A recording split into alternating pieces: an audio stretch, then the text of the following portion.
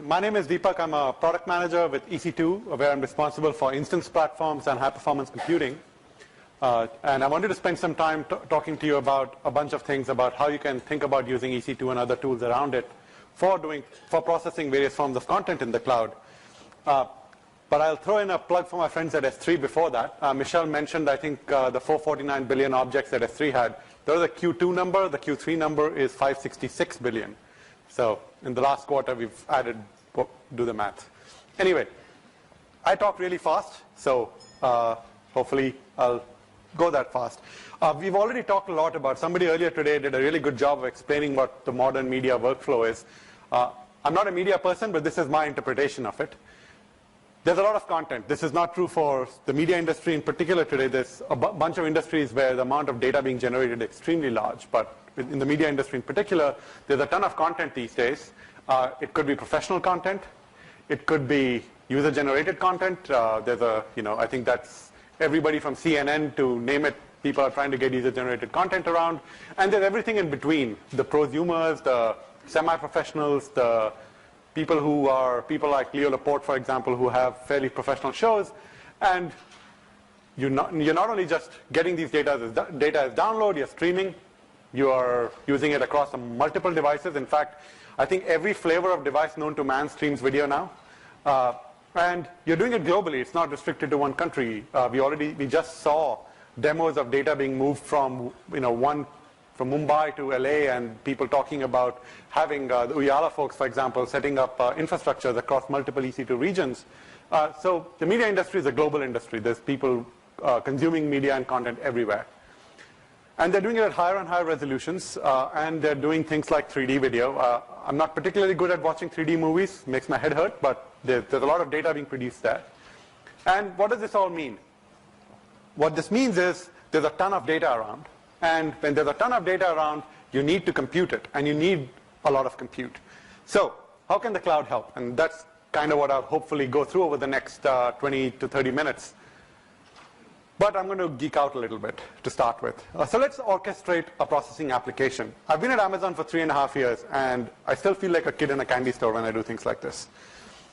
So you want to process data. You just want to encode some movies. There's any kind of data you want to process it. You have a job queue and an EC2 instance sitting there. And you want to end up putting the data in S3. You've heard people talk about that multiple times today. And at the end of it, you want to get an email. Forget the acronyms. There'll be a bunch of acronyms and buzzword bingo here. I'll try and explain what it does. Names are not important. SNS is a notification system. It does real-time notifications. It allows you to send emails, for example, that when your job is ended, send me an email. But the advantage of SNS is not just the fact that you can send us emails. It's programmatic, so you can talk to queuing systems. You can hook it into other services. It's pretty neat. You can take a lot of actions once it's there. This is pretty cool in itself. You have a nice orchestrated system. You're pulling in data. You're seeing a queue. Your EC2 instance starts working. At the end of it, you get a nice email at the end of it, or you can start some other process. But I don't like spending money. I like paying zero when I have no work to do, and when my job queue is empty. But I don't really want to have to sit down and ask the question, am I doing anything? So you need some kind of controller. What we have is something called CloudWatch. That's a monitoring system which allows you to set up alarms. You set up a metric that says number of messages. And if the number of messages is greater than 0, start me an instance using EC2's auto-scaling functionality. Until then, you're not doing anything. This is all automated, and you can get stuff done. The nice part about it is if you keep getting work to do, you keep adding instances. So you can run 5,000 EC2 instances if you wanted to solve what you want to do. And when the work is done, and you have nothing left, shut everything off. You're no longer paying anything. You're going to get real fancy. We heard a little bit about the identity and access management system earlier today. What IAM does is allows you to set up access policies at the API level, which could mean things like you can start an instance and you can shut down an instance, but both of you can't do both. Things like that. API level permissioning, API level policy management, and now with federated identity, you can get it into you can combine it with your internal identity systems. So you have a fairly powerful orchestration system, and all of this can then be packaged up together. You can actually point somebody to a URL and say, here's my automated orchestration system. click on this URL and you can replicate it. That's all done using native EC2 APIs, native AWS APIs. There's nothing else required. It's no fancy glue code, no abstractions that you have to write. It's pretty much out of the box. And you can focus on what that stuff going inside that EC2 instance is, how you're processing it, and how you're getting work done. So this is pretty neat. And you can take it make it even more interesting. You can have nested templates. You can have one queue encoding for low resolution stuff. You can have another queue encoding for high resolution stuff. A third queue doing whatever else you want it to do. So all of this is made possible by a service that I'll talk about a little later called CloudFormation. It's a templating system that allows you to create stacks of AWS resources and do automation like this. And actually, this is some new functionality that came out just a few weeks ago that makes this even more powerful. But in the end, I want to talk about 4 things. The first thing I want to talk about is infrastructure. Today, your infrastructure in the past could have looked like this. You have to buy a bunch of servers, you have to rack them and stack them, you have to cable them up together, you have to worry about how you're cooling them, you have to worry about where you're putting them. Getting facilities is non-trivial, especially if you have lots of needs. I started my career sitting next to a 500-node cluster, but it was in a room that could never be expanded. That was the biggest cluster we could get there. There was no space to add anything else. This is what your infrastructure could look like today. That is the EC2 Run Instances API. It's an abstraction. You don't have to worry about how it's getting racked, how it's getting stacked. You want resources, you provision them using APIs, or you could use something like the AWS Management Console to do so. That the whole concept of thinking about when should I get my next tranche of infrastructure because I have a next new project coming through goes away. So you heard this from Mark earlier in this morning. I'll just reiterate this. What makes this very interesting also is, one, the infrastructure is on demand. So when you request an instance, when you request infrastructure, you will get it. It's global. So if you prefer to do your work in Europe, or if you prefer to do it in Japan, you can do it there. And we spent some time earlier this morning talking about security as well. It is completely programmable. Every action that you can take has an API associated with it, which means that you can do things like the work that Aspera have done about how you can incorporate those APIs into your workflows and then present them to the end user as some interesting application. Programmability can look like this. This is actually the AWS Ruby SDK that allows you to provision instances. I'll just point to one little piece of this. It's a little piece of code that launches an instance. And you can do all kinds of fancy things with it once you can treat your infrastructure as a programmable resource. The infrastructure is fundamentally elastic. This is an example of somebody who has a very, very spiky workflow. They go from 0 servers to over 1,500 servers. In this case, they're doing financial modeling. They're building high-frequency trading models. And every time they change the market, they rebuild models. So it's pretty cool. And all of this is manifested to the end users as what we call instance types. An instance type is some mix of computational resources. You can have a standard instance type, a high memory instance type, which has more memory relative to CPU, a high CPU instance type, which, as the name suggests, has lots of CPU resources. Up in the corner is something called a T1 micro, which is a little tiny instance, which you don't want to do data processing on, but it's great to run a small blog. And my particular favorite instance family is what we do for high performance, which is especially useful for things like rendering, but can be used for transcoding as well if you want the CPU performance out of it. And the way we deliver it is through cluster computing. And the way we enable cluster computing is by taking all the nice properties of EC2 and trying to manifest that in a high performance computing environment. So you might want to use MPI. Or you might have something that's very, very bandwidth intensive. You're moving gigabytes of data between nodes all the time. How do you achieve that? So last June, we released the cluster compute instance. And what the cluster compute instance is this. We actually tell you what kind of processor platform you're running on. In this case, it's an Nehalem-based architecture, how much RAM you have, how much disk you have. And we chose to use a HVM virtualization to give us some of the lack of limited variability in CPU performance and really, really high, try and remove the virtualization overhead as best as we could. But we put all of this on a 10 gig network. Not just a 10 gig network, we introduced this concept of what we call a placement group. And what a placement group is, it puts all of your nodes, when you launch them inside a placement group, get a full bisection 10 gig network, which means any 2 nodes in this network can communicate at 10 gigabits a second, regardless of what else is happening. So all of them will do that. So you can do really, really powerful cluster computing with this. Just an example, I'm a computational science guy, so I'll point to linpack. Linpack is something that the top 500 supercomputer guys run twice a year to figure out what are the top supercomputers in the world. The number to look at is the Rmax. That's 41.82 teraflops on a 7,000 so core cluster. That's 880 CC1 nodes. When we did it, it was the 231st fastest supercomputer in the world. A cluster built on EC2 instances. Supercomputing moves fast, so in the last supercomputing run, which happened last June, it had fallen to 451. But I think the supercomputing list is quite malleable. But it's pretty impressive that you can essentially be able to build a supercomputer by the hour, and you know exactly how much it costs you. This is some more performance numbers, like just comparing it to, say, an InfiniBand cluster doing spectroscopic calculations.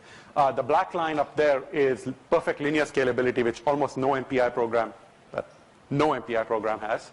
The blue line is their internal InfiniBand cluster, and the red line in there is the EC2 cluster compute instance. So pretty powerful parallel programming capabilities with this family of instances. But HPC is also evolving.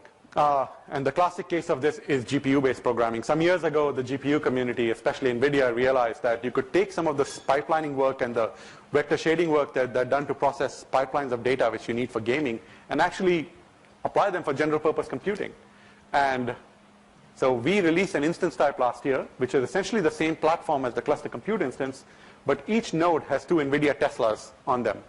And NVIDIA, that's roughly about 800 gigaflops of performance on a single node. It's almost a teraflop at $2.10 an hour. And you can use programming models like CUDA, which is the prevalent programming model from NVIDIA for GPU programming, or you can use the OpenCL programming model as well. Anybody who's used a Mac, actually it comes built in with OpenCL through their, I forget what it's called, Grand something APIs. You have all this infrastructure which you're provisioning either programmatically or using templates, or you're using using something like RightScale to access them. You can also do very interesting things with optimizing costs. Sean talked a lot about this morning with spot instances. I'll go into that in a little bit. The most common way of provisioning EC2 capacity is using on-demand instances, which is what people usually associate EC2 with, which is you provision an instance and you get it at, it used to be 10 cents an hour, nice and decimal based. Now it's 8.5 cents for a small, makes math a little more complicated. But we also introduced another model called reserved instances. And here what you do is, if you pay a little bit up front, you actually end up paying low. You get the opportunity to run those instances, the option, at a much lower hourly cost. So for example, if you paid $227 for an M1.small, instead of 8.5 cents an hour, you're paying, I think, about 3, I forget the exact number, 3 cents an hour for the instance. And your effective hourly rate goes down if you're decently well utilized. And that's kind of what the reserved instances are used for. And then my favorite model, which is spot instances. And what spot instances allow you to do is essentially bid for capacity. This is, I think, a 1-month chart of spot pricing for a C1 extra large instance, which on demand costs 68 cents an hour. Here you'll notice that the price fluctuates between about 22 cents and 25.5 cents. You can bid, let's say, 30 cents. As long as the market price is below your bid price, you will get capacity at that market price. And you'll keep that capacity as long as the market price is below your bid price. When the market price exceeds your bid price, your instance gets terminated. Now, when we terminate your instance, you do not pay for it for that partial hour. So you're not on the hook for that. People have used this for all kinds of use cases. Here's just some examples. Analytics, transcoding actually is a huge use case. It's perfect. All the processes are independent of each other. You can sort of atomize them, as Sean showed earlier today. There's other people in this industry who use spot instances a lot. I would encourage anybody doing any kind of data processing where you can do independent jobs and you can compartmentalize your jobs to try this. You can get significant savings from this process. Number 2, orchestration. To me, this is one of the most interesting parts of programmable workflows. I gave you an example of orchestration earlier in this talk with CloudFormation. I talked about how you can use something like the AWS Ruby SDK to launch instances, or this is what a CloudFormation JSON script looks like. Don't let it scare you. You can bootstrap functionality. For example, if you want to start an Apache server, you don't have to have an instance come up with everything running. You can choose to bootstrap it at runtime. There's a number of great tutorials on the web which will basically say, start me an instance, you feed it the script which starts a bunch of services as the instance is being booted up. It's again, very compelling, very powerful, and very simple. We actually are, Amazon Linux AMI includes something called Cloud in it, which we got from the Canonical guys who developed this, which makes this even easier. You can use powerful configuration management systems like Chef and Puppet. I think the right scale server template that the PBS folks were talking about today is chef-based, if I'm not mistaken. But it's the same concept. You're defining some kind of configuration, and at runtime they're configuring that. Makes it very, very flexible and easy to go from one region to another or one AZ to another.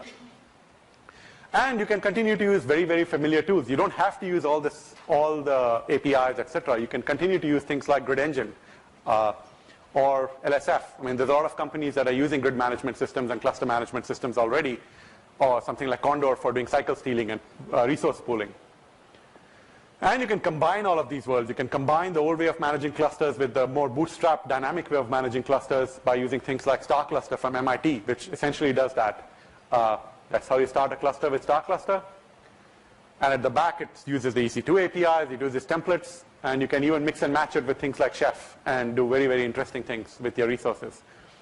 A great example of somebody who does that is Cycle Computing. They recently did a run. This is what their telemetry and interface looks like, which provisioned 30,000 plus cores across 3 AWS regions, exclusively using Spot instances. So everything was bid for, and that's how many cores they were able to run, and this is how much it cost them to run it, $1,279 an hour. This was over terabytes and terabytes of data. They were running instances in Virginia, Northern California, and in Dublin, I believe. These are the kinds of things that are possible when you have that kind of access and you can build on top of it and do very, very interesting things. If this talk was a 2-hour talk, somebody talked about the business analytics and work that you can do in the media industry, and many of our customers are doing. I think Playfish was mentioned. Netflix, if you ever see our Hadoop people talk about how people are using Elastic MapReduce, they'll spend a lot of time talking about how the Netflix data warehousing team, data engineering team is using Elastic MapReduce for very interesting things. It's all about big data these days. It's a buzzword, but essentially what big data means is you have a lot of data being generated really fast. It doesn't have to be terabytes and terabytes, but it's different types of data, different types of data structures. How do you reconcile this? How do you use all of it to do interesting things? And so we have a service that takes Hadoop, manages it for you. You essentially have to do this. You point it to an S3 bucket, you put all your data there, you put a bunch of code and deploy it to an Elastic MapReduce instance service. The service will start up a name node, which is your Hadoop master node for all practical purposes. And then it will spin up an Elastic cluster. It could choose to use S3 as a file system, or it could bring all the data down to the worker nodes and deploy them onto the Hadoop distributed file system. The fun part about it is you can expand and shrink this cluster on demand, and you can do it with Spot instances as well if you need to, if you decide, I only want to do it if the price is right. At the end of it, you can do all kinds of data warehousing with it. That's what somebody like a Netflix does. Or you could shove it to a storage system like S3 or SimpleDB or wherever else you want to do so. So anyway, I won't spend too much time talking about analytics. Happy to talk about it later if anybody's interested. Now you have the infrastructure, you have the orchestration systems, you have the services. What everybody else wants to do is to run applications. That's the most interesting part for many people. This is where the innovation happens. This is why you want to get the infrastructure muck out of the way. We heard earlier today that you didn't want to deal with figuring out when the next server was coming, or when you have a new what was it called? I forget what the PBS talk was about. One of the new nice programs like Masterworks comes on, and how do you get them new infrastructure? You want people to get their stuff done. This is an example of image processing by NASA from their Athlete robot program, which is all done on EC2, all done with auto-scaling and cluster instances using S3. It's not from a motion picture company or somebody doing content, but it's essentially the same identical workflow. I won't spend much time talking about Uyala because Sean talked about it for quite a bit and did such a phenomenal job showing architectural diagrams. But you have other companies. SmugMug does both photo processing. They started off as a photo sharing site, but they also do high-def video. And in fact, they have a very, very nice auto-scaled infrastructure to do transcoding, which they call Skynet. Because at one point of time, they had the auto-scaling script was wrong, and it kept spinning up nodes and kept spinning up nodes. So it had a life of its own. Just do SmugMug Skynet, and you'll find the blog post that talks about their architecture. Again, very, very interesting use case. We talked about this earlier today, so I won't spend time here. I'll point to a few things here. One is, we talked about how quickly they were able to get the nodes that they wanted to, but look at the pattern. That red line over there is the pattern at which Netflix does encoding. And today, this is in the thousands and thousands of instances. These patterns depend on when they get content, for which platform they're developing content. There's new content coming in versus old content that needs to be converted to a different platform. All this work that needs to be done, you don't necessarily know when, and you don't know how much. And different transcoding engines have different characteristics. Some are slower than others. So you need to be able to manage all of that and optimize for that. And having a dynamic infrastructure allows you to do so. But the other thing it allows you to do is, the red line is their very spiky variable workloads. They have a number of other workloads that are not so spiky. And you can optimize for, okay, at a project level, this is the kind of pattern I want for this kind of activity. But if I'm running a data warehouse, I have a fairly fixed workload. Every now and then I'll want to have ad hoc queries. And you can essentially think of those two infrastructures independently. Think about what their infrastructure for an encoding job will cost independently over the infrastructure for a data warehousing job will cost and data warehousing infrastructure. So you can be very, very creative and be very, very quick deploying them when you have new projects come online. Zencoder is one of the sponsors today. They are, and we heard about how other people are using them. They provide a service on top of EC2 and S3 that you send them your jobs, they provision them, they'll give you back results really, really quickly. Encoded results, you have a number of options. This is just a screenshot which I got from the website on how they work. Another company that's out there is encoding.com. I think they have nice Widley shirts also, which I'm trying to get a hold of. They look nice. Again, they have a couple of products that I know of that run on this platform, again, for encoding and for, I forget what the, I think the trends and analytics section is the Widley part, I think. But that's on the encoding, transcoding side. You can also do rendering. There's a company out here called Excellion, which has a CloudFuzion product that runs on our cluster platform, especially, where you can do very advanced rendering projects. This is just an example of, this is the screenshot on top is an example of what their UI looks like. At the back end, it's doing rendering on EC2 using their 3D product, I think 3D Cloud it's called, product on EC2. There's a really wonderful set of videos from Judd Pratt on Vimeo on how you can use versions of Maya to do rendering on the AWS cluster platform. Again, very powerful, very rich 3D rendering. You can do it on a pure project basis. You don't have to figure out when my next project is coming. Whenever you have a project in hand, you might have 4 projects in hand, and you can have 4 independent sort of infrastructure clones, all doing rendering or encoding as you want to. NVIDIA has the Reality Server product from what used to be Mental Images that actually runs on our GPU platforms. They were launch partners of ours. And this is actually a quote from their CEO at the time, where they were running GPU clusters with 128 Tesla GPUs and getting phenomenal scaling efficiencies. So if you have GPU accelerated rendering applications that run on NVIDIA Tesla cards, you can get some phenomenal performance. But what's the advantage of all of this? What value do people get? Yes, you have the infrastructure, you can orchestrate it very nicely, you can build applications on top of it and stop worrying about where you're going to deploy it and just worry about writing interesting applications, automating them, making them more efficient. In the end, the most important things you have are your people. There's constraints everywhere. And when typically IT people and infrastructure people think about constraints in this form, you think about what's the biggest, fattest machine I can buy. You think about, okay, how am I going to collect all this data? How am I going to manage it? Where is it going to come from? How is it going to go? What kind of software am I going to use? What kind of optimizations will I have to do? Should I be doing DR? Should I not be doing DR? What's it going to cost? You want to optimize for small. All of which are important things, and we have to do them. But the real optimization should be done on making people productive. You want smart people to be able to do what they want and get out of their way. The infrastructure should never be in the way of people getting their stuff done. And so for me, using the cloud, and which is why I got very interested in it, was the constraint removal part, where if you have work to do, if you have multiple projects to do, you should not be hamstrung by the fact that, assuming you have the budget, that your project happens to be priority number 2 and you have infrastructure just for priority number 1. You can get both of them done. So we like to think about it as taking care of the undifferentiated heavy lifting. The managing the back end is not giving you any value. What you do on top of it is where the value lies, and letting the smart people that you hire get stuff done. In this case, the value is probably on getting things done faster, finishing your projects, getting more done, so you can do multiple projects at the same time, not be restricted by what resources you have. Whatever projects you have to do, you might be doing rendering, you might be doing, the nonlinear editing is probably coming on board, or you might be doing a lot of transcoding. And at the end of it, it's all about creating art.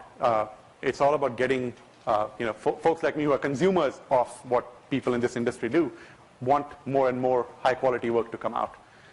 And this is the best part, because you can orchestrate all of this from a nice command line interface. This is an actual picture of someone sitting by a lake in Maine with a little generator, a MiFi, spinning up 200 node clusters on EC2. It's kind of fun. I'd like to do that, actually. So we talked about 4 things today, and I'll just repeat them. The first is, what AWS and EC2 in particular provides you is infrastructure, an infrastructure that's abstracted away. Yes, it runs on real hardware, but you don't have to worry about that. It's presented to you as APIs or as drop-downs in a box. You can orchestrate it in very, very innovative ways. I showed you some of the ways that you can do it natively, but there's an ecosystem around. We've heard the word DevOps come up very many times today. This is what allows DevOps to be very functional when you treat your infrastructure as a programmable resource. That allows you to build applications. It allows you to be very innovative with your applications and not have to worry about racking and stacking stuff. And most importantly, allows the smart people that you have, the creative people that you have, to get their work done unhindered without constraints. And that's the goal. So I think I am done. Thank you.